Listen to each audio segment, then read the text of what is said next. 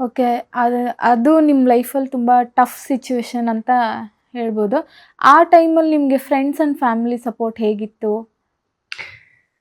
First ನಾನು ಏನ ಮಾಡಿದೆ ಗೊತ್ತಾ, ಫ್ರೆಂಡ್ಸು ಫ್ಯಾಮಿಲಿ ಅದೆಲ್ಲ ಇದ್ದಿದ್ದೇನೆ ಜೀವನದಲ್ಲಿ, ಅದಿಲ್ದಲೆ ನಾವು ಬದುಕಕ್ಕಾಗೋದಿಲ್ಲ.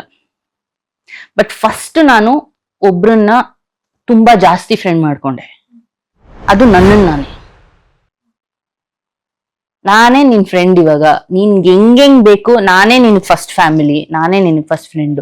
ಬಿಕಾಸ್ ಏನ್ ಗೊತ್ತಾ, ಅವರೆಲ್ಲ ಇರ್ತಾರೆ, ಬಟ್ ದೆನ್ ನಾವು ಒಬ್ರೇ ಕೂರೋದು ಯಾರು? ಬನ್ನಿ ನಮ್ ಜೊತೆ ಕೂತ್ಕೊಳ್ಳಿ ಅಂತ ಅವ್ರು ಕೂರ್ಸ್ಕೊಂಡು ಅವ್ರ ಟೈಮ್ ವೇಸ್ಟ್ ಮಾಡಕ್ಕಾಗುತ್ತಾ? ಅಥವಾ ಅಯ್ಯೋ ನನ್ ಏನ್ ಗೊತ್ತಾ, ಬೇರೆ ಯಾರು ಕೂತಿದ ತಕ್ಷಣ ನಾವು ನಮ್ ಸಾಬ್ ಸ್ಟೋರೀಸ್ನೆಲ್ಲ ಅವ್ರಿಗೆ ಹೇಳೋಣ ಅನ್ಸುತ್ತೆ. ಎಸ್ಪೆಷಲಿ ಅಮ್ಮ ಬಂದ್ಬಿಟ್ರೆ ನಮ್ಗೆಲ್ಲ ಎಲ್ಲಿಲ್ದ ಅಯ್ಯೋ ಏನಿಲ್ಲ ಅಂದ್ರೂ ಕ್ರಿಯೇಟ್ ಮಾಡ್ಕೊಂಡು ಅವ್ರ ಹತ್ರ ಹೇಳೋಣ ಅನ್ಸುತ್ತೆ. ಸೊ ನಾನೇನ್ ಮಾಡ್ದೆ, ಅವ್ರಿಗೆ ಯಾರಿಗೂ ತೊಂದರೆ ಮಾಡಿ, of course they were all there. See one thing they all did for me is pray. ನಮ್ ಕೈಲಿ ಏನು ಇಲ್ದಿದ್ದಾಗ ಏನ್ ಮಾಡ್ಬೇಕು ಗೊತ್ತಾ, ದೇವ್ರಿಗೆ ನಾವು ಒಪ್ಪಿಸ್ಬಿಟ್ರೆ ಅವನು ಎಲ್ಲಾ ನೋಡ್ಕೋತಾನೆ, ಅಥವಾ ಅವಳೆಲ್ಲಾ ನೋಡ್ಕೋತಾಳೆ. So that is what they did.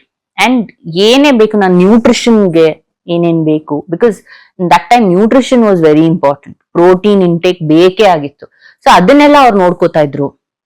ಆಮೇಲೆ ನನಗೆ ಈ ಕಾಲ್ ಸೂಪ್ ಒಂದು ನಮ್ಮ ಅಣ್ಣ ದಿನಾ ತರ್ಸೋ, ನನ್ಗದು ಸ್ಮೆಲ್ ನೋಡಿದ್ರೇನ ಆಗ್ತಾ ಇರ್ಲಿಲ್ಲ, ಒಂಥರ ಆಗೋದು. ಅದು ಮೆಡಿಸನ್ ತರ ನೀನ್ ಕುಡ್ಕೊಂಡ್ಬಿಡು ಅಂತ ಹೇಳೋರು. ನಾನ್ ದಿನಾ ಎದ್ಬಿಟ್ಟು ಅದನ್ನ ಕುಡ್ದು ಆಮೇಲೆ ಹೆಂಗ್ ಗೊತ್ತಾ, ಒಂದ್ 10 days ಆದ್ಮೇಲೆ ಚೆನ್ನಾಗಿದೆ ಅಂತ ಅನ್ಸಕ್ ಶುರು ಆಗೋಯ್ತು. ಯಾವಾಗ ಬರುತ್ತೆ ಫಸ್ಟ್ ಇಷ್ಟ ಆಗದೆ ಆಮೇಲೆ ಇಷ್ಟ ಆಗಕ್ ಶುರು. ಸೊ ಆಲ್ ದಿಸ್ ನ್ಯೂಟ್ರಿಷನ್ ಅದು ಇದು ಎಲ್ಲಾನು help a lot, and they took care of that.